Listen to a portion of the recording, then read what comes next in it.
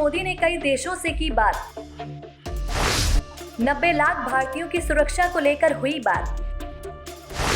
PM ने 8 देशों से लंबी बातचीत की। अपने नागरिकों को सुरक्षा देने के लिए आभार जताया।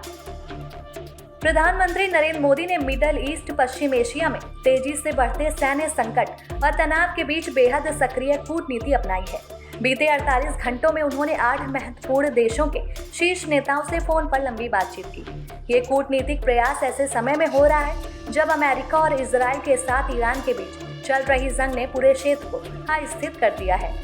मिसाइल और ड्रोन हमलों की घटनाएं बढ़ रही हैं, जिससे कि खाड़ी देशों में सुरक्षा का माहौल भी बिगड़ गया है।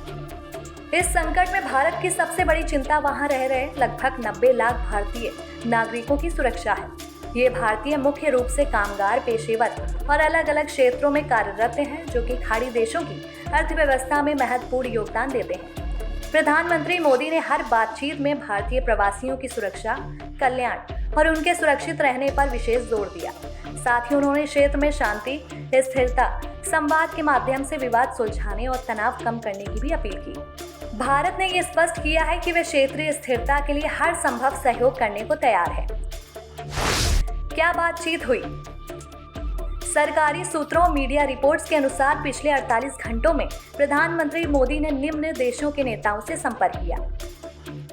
पहला, संयुक्त अरब अमीरात यूएई के राष्ट्रपति शेख मोहम्मद बिन जायद अल नहयान से बातचीत में हालिया हमलों पर चिंता जाहिर की गई और भारतीय समुदाय की सुरक्षा पर चर्चा हुई। दूसरा, इजराइल के प्रधानमंत्री बेंजामिन नेतन्याहू से बात हुई, जहां क्षेत्रीय स्थिति और शांति की जरूरत पर भी जोर दिया गया।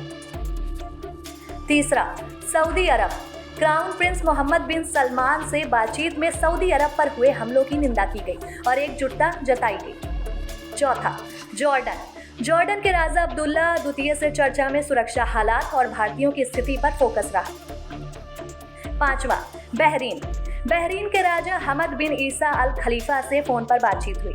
प्रधानमंत्री ने बहरीन पर हुए हमलों की कड़ी निंदा की और संप्रभुता के उल्लंघन पर चिंता जाहिर की। भारत ने बहरीन के साथ खड़े होने का भरोसा दिलाया। छठा, ओमान के सुल्तान हैथम बिन तारिक से बातचीत में ओमान के मौजूदा सुरक्षा हालात पर गहरी चिंता व्यक्त की गई। प्रधानमंत्री ने भारतीय समुदाय की सुरक्षा और कल्याण की जानकारी ली।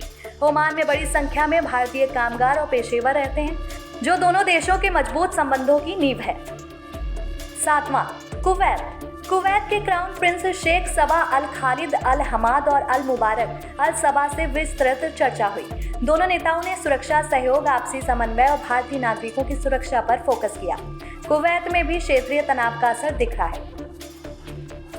आठवां, कतर के आमिर शेख तमीम बिन हमद अल थानी से बातचीत में कतर पर हुए हालिया हमलों की कड़ी निंदा की गई। प्रधानमंत्री ने भारतीय समुदाय को समर्थन और सुरक्षा देने के लिए कतर सरकार का आभार जताया। कतर में ऊर्जा, निर्माण और सेवा क्षेत्रों में बड़ी संख्या में भारतीय काम करते हैं। पश्चिम एशिया में अमेरिका, इजराइल और ईरान के बीच चल रही जंग ने स्थिति को बेहद नाजुक बना दिया है। ईरान और उसके समर्थित समूहों ने इजराइल, खाड़ी देशों और अमेरिकी ठिकानों पर मिसाइल और ड्रोन हमले किए। इस बीच कई खाड़ी देशों में भी हमलों की घटनाएं हुई।